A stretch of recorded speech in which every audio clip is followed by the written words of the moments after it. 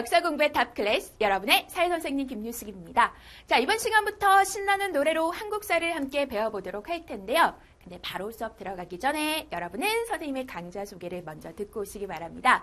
선생님의 강좌 속에서 앞으로 공부할 노래 전곡을 들려드릴 거예요. 또 이 노래를 다운받을 수 있는 방법도 알려드리도록 하겠습니다. 아직까지 강좌 소개 듣지 못한 친구들은 얼른 듣고 오시고요. 이번 시간에는 바로 첫 번째 강의, 싱싱 우리의 역사, 선사시대와 고조선 시작하도록 하겠습니다. 그렇다면 오늘 공부할 노래 먼저 들어보세요. 윤숙쌤과 함께하는 싱싱 히스토리. Yo, listen. 단군 조선, 위만 조선, 철기시대, 여러 나라 성장, 부여, 고구려, 옥저, 동해, 마한, 변한, 진한, 사만, 4세기 백제, 근초고왕, 5세기 고구려, 광개투대왕, 6세기 신라, 진흥왕, 만주, 벌판의 삼국의 발전.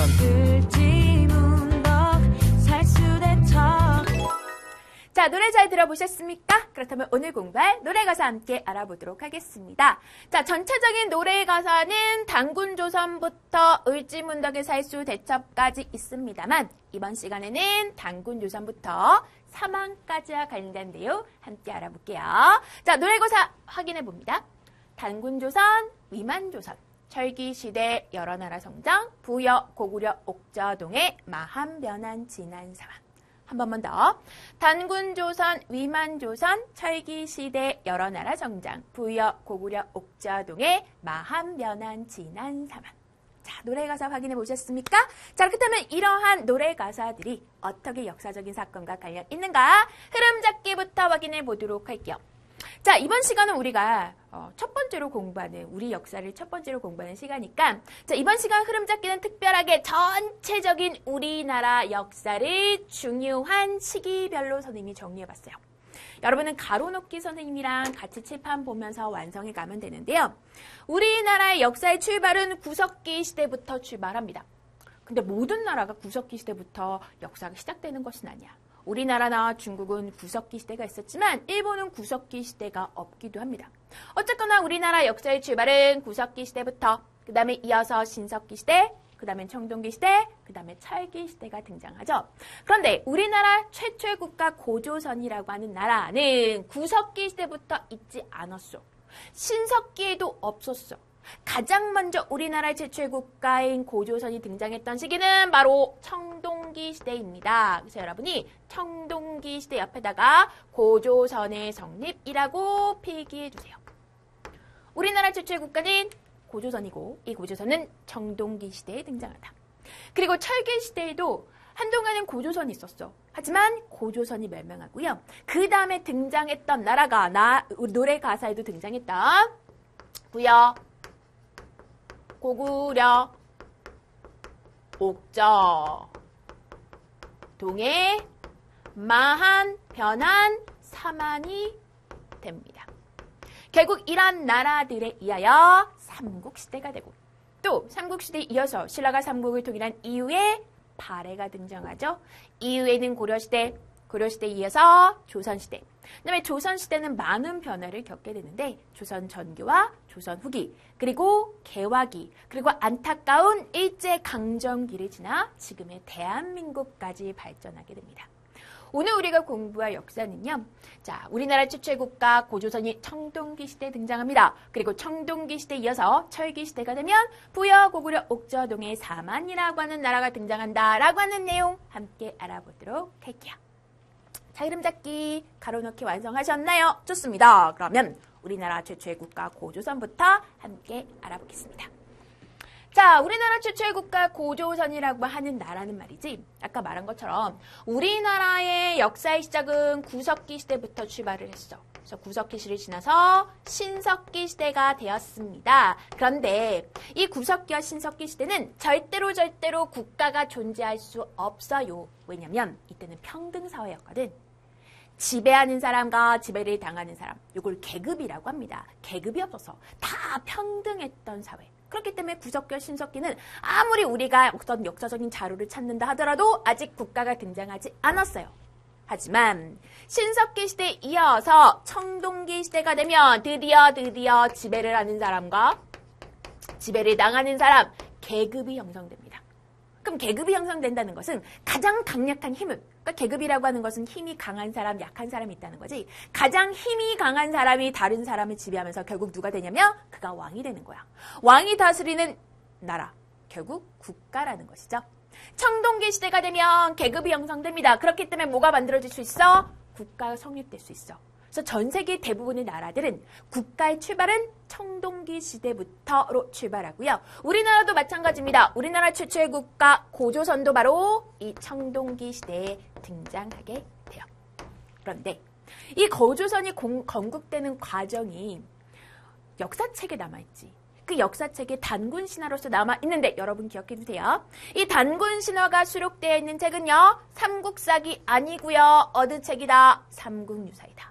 삼국유사에 단군에 의하여 우리나라 최초의 국가 고조선이 건국되는 내용이 들어가 있는데 그 내용 선생님과 함께 확인해 보도록 하겠습니다. 여러분 교환에도 나와있지? 함께 내용 확인해 볼게요. 자, 고조선이 어떻게 건국이 되었을까? 단군 신화를 살펴봤더니 이런 내용이 들어갑니다.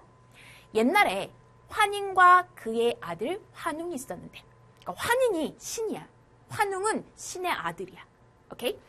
환웅은 인간 세상의 뜻을 두고 인간 세상을 이롭게 하고자 했다. 그러니까 환웅은 이제 신의 아들이니까 하늘에서 이렇게 인간이 사는 세상을 내려다봤어. 그땐 사람들이 알콩달콩 재밌게 사는 거지. 그래서 나도 저기 인간 세계에 내려가서 인간을 다스리고 싶다. 인간을 널리 이롭게 하고 싶다라는 생각을 했대요. 그래서 아버지 환인이 아들의 뜻을 알고 아들에게 천부인 세계를 주어 보내 다스리게 했다.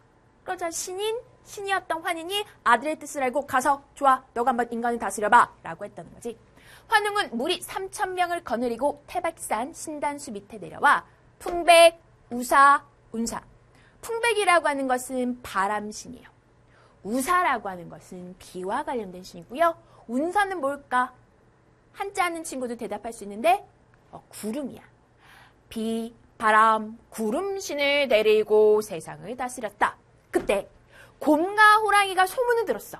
야, 거기는 환웅이라고 하는 사람이 그렇게 나라를 잘 다스린대 라고 하는 얘기를 듣고 찾아옵니다. 곰과 호랑이가 같은 동굴에 살면서 환웅신에게 사람이 되기를 빌었다. 그 중에서 곰은 3-7일 동안 금기를 지켜 여자의 몸을 얻었으나 결국 곰은 여자가 됐다는 거고요. 호랑이는 금기를 지키지 않아 얻지 못하였다. 이에 환웅이 웅녀는 뭐냐면 곰이 여자가 됐잖아요. 그 여인과 결혼하여 아이를 낳았는데 그 아이가 바로 단군 왕검이고 단군 왕검이 고조선을 건국했다는 거야. 이게 바로 단군 신화의 내용입니다. 어때요? 실제로 이런 일이 있었을까? 곰이 쑥과 마늘을 먹고 여자가 돼가지고 신의 아들과 결혼해서 아들을 낳아서 그것이 그 단군 왕검이 나라를 만들었다. 어떻게 보면 다 뻥 같은 내용이잖아. 그런데 역사가들은 이 단군 신화를 통하여 어마어마한 내용들을 분석합니다. 자, 선생님이 분석하는 방법 잘 보세요. 먼저 단군이 고조선을 세웠을 당시에는 모두 3개의 부족이 있었어. 환인의 아들 환웅이 내려왔잖아요. 환웅으로 대표되는 부족이 있었고 그 다음에 곰과 호랑이로 대표되는 부족, 3개의 부족이 있었어. 그런데 이 3개의 부족 가운데 곰과 호랑이로 대표되는 부족은 동물이야. 그런데 환웅은 뭐냐면 신의 부족, 신의 아들이야. 그러니까 이때부터 나는 니네와 레벨이 달라. 니는 동물, 나는 신이라고 하면서 이걸 어려운 말로 선민사상이에요. 나는 니네와 레벨이 다르다. 나는 태어날 때부터 너랑 급이 달라 라고 생각하는 거. 선민사상이 이 단군 신화를 통해 파악할 수 있어요. 또 맨 처음에 우리가 나라를 만든 것은 세금을 걷고 백성들을 괴롭히려고 하는 것이 아니라 인간 세상을 이롭게 하고자 했다. 이걸 뭐라고 하지? 그렇지, 홍익인간이라고 하지. 널리 인간을 이롭게 한다라고 하는 건국 이념을 확인할 수 있고요. 그 다음에 여기 있는 환인이 하늘에서 내려와. 인간 세상을 다스리기 위해서. 그래서 이 3가지 물건을 가져오는데요. 근데 그 3가지 물건은 좀 특이하지. 비, 바람, 구름신을 데려와. 자동차도 아니고 신용카드가 아니고 왜 이것을 가져왔을까? 그 이유는 바로 고조선이라는 사회는 농사를 짓는 사회였다는 거죠. 농사를 짓기 위해서는 비, 바람이 불어야 되잖아. 그치? 그래서 농경사에서 가장 중요한 요소 3가지를 가져옵니다. 아하, 고조선은 농경사회였구나. 그 다음에 곰과 호랑이라고 하는 건 실제로 곰과 호랑이라고 하는 동물을 말하는 것이 아니라 곰을 믿는 부족이 있었고 호랑이를 믿는 부족이 있었다라고 얘기를 해요. 어떤 특정 동물을 자신의 부족의 수호신으로 섬기는 거 우리는 토테미즘이라 부르죠. 자, 근데 결국 곰과 호랑이 가운데 곰은 여인이 되고 호랑이는 여인 되지 못해. 그러면 이것을 어떻게 해석하냐면 환웅 부족이 있었어, 곰 부족이 있었어, 호랑이 부족이 있었어. 이 세 개의 부족 가운데 결국 누구는 사라지고 호랑이 부족은 사라지고 곰과 환웅 부족이 결합하여 뭐를 만든다? 고조선을 만든다라고 하는 얘기야. 세 개의 부족 가운데 두 개의 부족의 연합을 설명합니다. 그리고 마지막 단군 왕검을 낳았다라고 하죠. 단군이라고 하는 건 커다란 왕검이라고 하는 건 커다란 칼을 말하고 단군이라고 하는 건 무당을 말한대요. 이걸 통하여 아하 종교적 지배자와 정치적 지배자가 하나였다. 얘를 제정일치라고 말합니다. 무슨 말인지 모르겠다고요? 자, 그렇다면 선생님이랑 다시 한번 이거 정리해 볼게요. 우리는 삼국유사에 나와 있는 단군 신화를 통해 너무나 많은 내용들을 알 수 있는데요. 첫 번째, 환웅 부족이 있고 곰 부족이 있고 그 다음에 호랑이 부족이 있어. 아하, 이것은 선민사상. 나는 니네와 레벨이 달라 선민사상을 알 수 있습니다. 널리 인간을 이롭게 하기 위해서 환웅이 내려왔대. 홍익인간이라고 하는 건국 이념을 알 수 있고요. 그 다음에 풍백, 우사, 운사, 하필이면 왜 얘네 셋을 데려왔어? 그 이유는 고조선이 무슨 사회였다? 농경사회였다.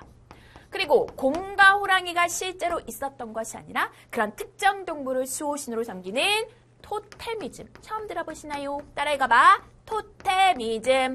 토테미즘이라고 하는 신앙이 있었고 또 결국 세 개 부족 가운데 호랑이 부족은 사라지고 곰이 여인이 되어 결혼을 했다라고 하는 것은 부족 연합의 모습을 보여준다. 그리고 맨 마지막에 나와 있는 단군 왕검은 종교와 정치가 하나야 라고 하는 재정일치 사회의 모습을 보여준다. 되셨나요? 오케이. 우리나라 최초의 국가 고조선은 이렇게 삼국유사에 있는 내용을 통해 내용을 확인해 볼 수 있어요. 됐어? 그러면 이런 고조선의 역사를 선생님이랑 조금 더 자세히 살펴보도록 하겠습니다. 우리가 보통 초등학교 때는 여기까지만 끝내. 아하, 고조선이란 나라가 단군 왕검에서 이렇게 만들어졌어. 삼국유사에 이렇게 단군 신화가 있어. 근데 이제 여러분이 중학생이 되었으니까 그 다음의 역사를 조금 더 전문적으로 공부합니다. 자, 고조선은 기원전 2333년에 청동기 시대에 만들어집니다. 고조선의 건국 시기, 아하, 청동기 시대라는 거 확인할 수 있어. 근데 그 다음에 고조선의 역사는요, 기록에 남아있지 않아. 그래서 우리가 아무리 알고 싶어도 믿음직한 자료가 없기 때문에 그 중간의 역사는 잘 몰라요. 그러다가 중국의 역사서에 기원전 3세기경, 그러니까 지금으로 따진다면 약 2500년 전? 한 2100년, 2500년, 300년 전 정도 되는 거죠. 2000년 좀 더 전에, 2000년 좀 더 전에 중국의 역사책에 고조선의 역사 이야기가 들어가기 시작해.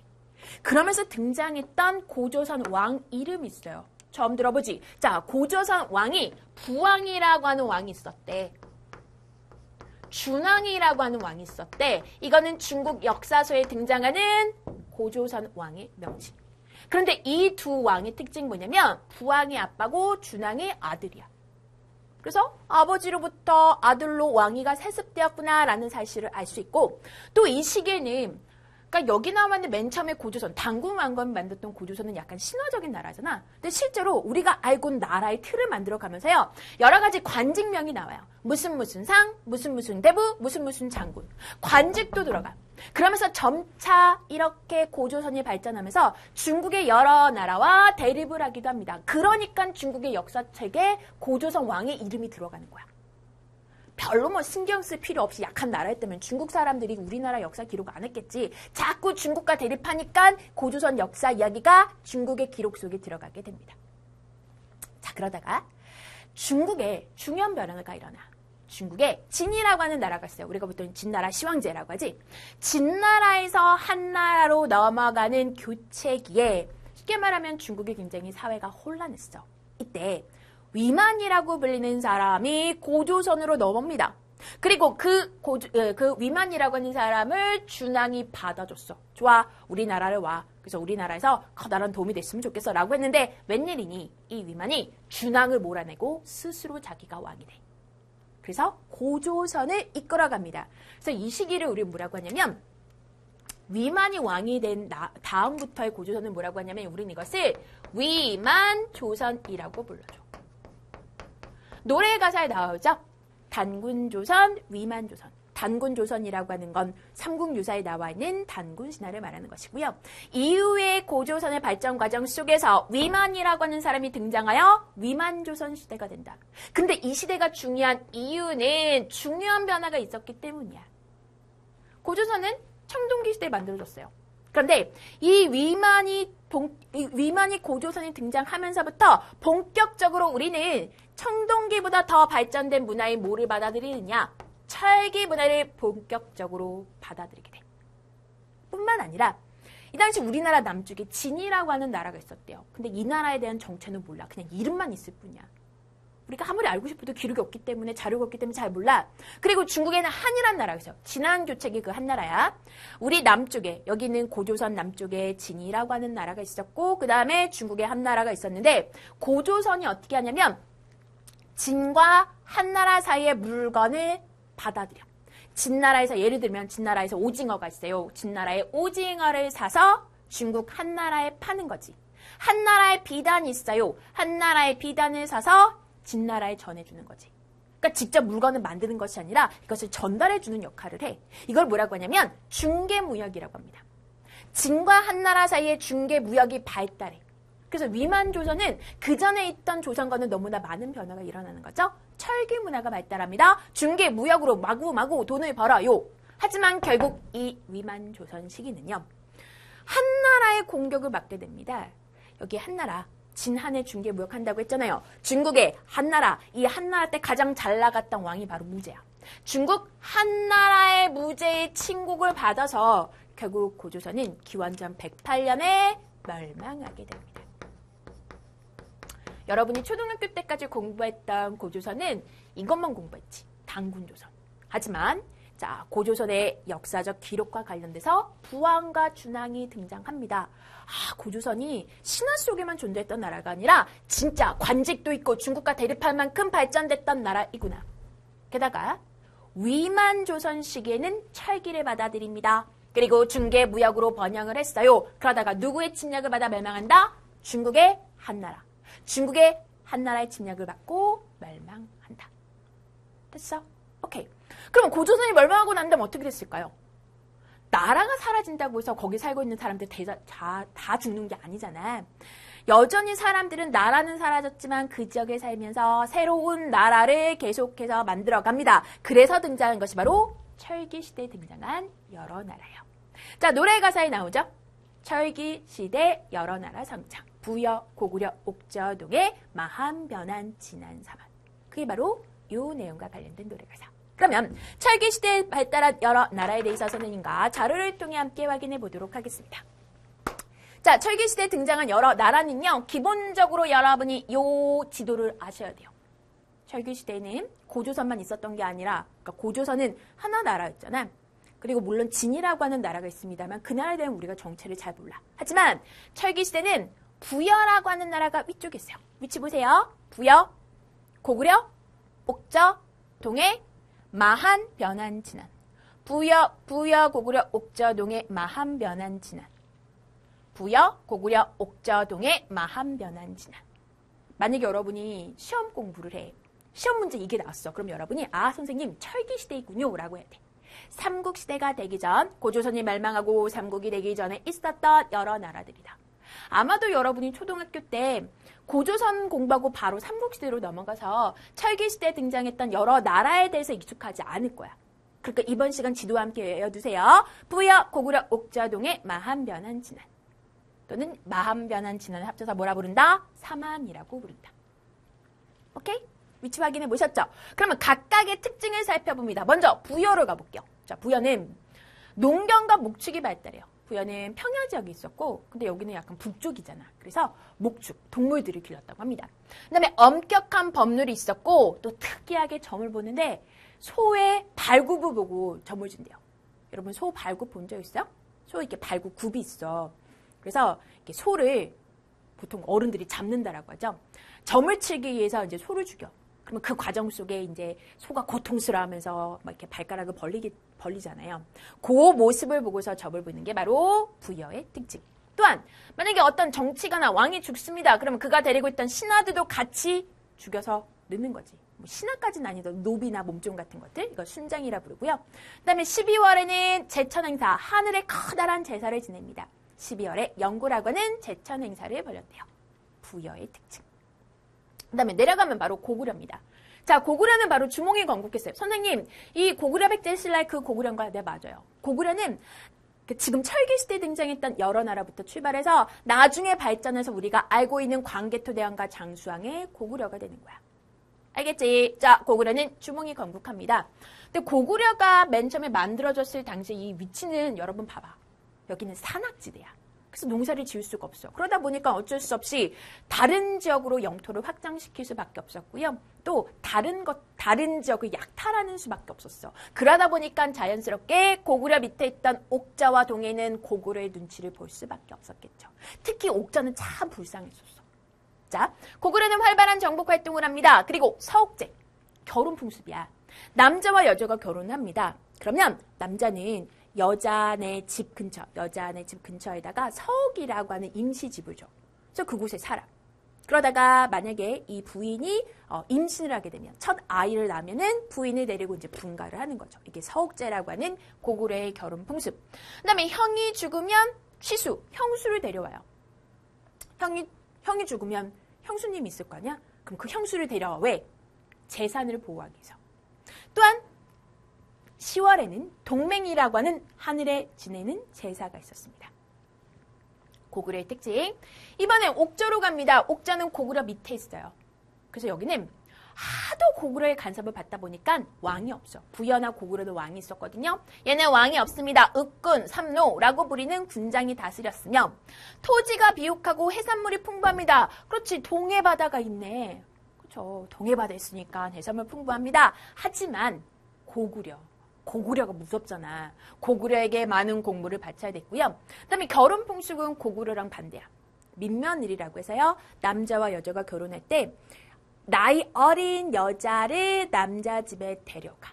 그래서 남자 집에서 어린 여자를 이제 키워주는, 먹이고 입히고 가르치고. 그래서 조금 나이가 들면 그때 다시 정식 혼례를 치르는 것이 바로 민며느리제. 자, 그다음에 가족 공동묘도 있습니다. 가족 공동묘는 만약에 이제 부모님이 돌아가셨어. 그러면 우리는 이렇게 산에다 묻거나 또는 이렇게 화장을 하잖아요. 근데 여기는 임시로 일단 땅에 묻어. 깊게 묻는 게 아니라 얕게 묻어. 그래서 한 1년 정도 지나면 다 이제 시신이 썩고 뼈만 남을 거 아니야. 그럼 뼈를 잘 이렇게 간추려서 커다란 항아리에 그 뼈를 보관한대요. 이제 보고 싶을 때마다 이렇게 꺼내본대요. 되게 엽기적인 것 같지? 하지만 이제 가족공동, 이걸 골장제라고 부릅니다. 할아버지, 할머니, 할아버지, 할머니, 엄마, 아빠 이런 뼈를 이제 그 항아리에 놓고서 보고 싶을 때마다 엄마, 아빠 막 이렇게 하는 거에 바로 가족공동묘. 그다음에 아래 보면 동예가 있습니다. 동예도 마찬가지로 왕이 없어요. 그다음에 제천 행사가 있는데 10월에 무첨. 옥저는 제천 행사가 없어. 유일하게 제천 행사가 없어. 왜?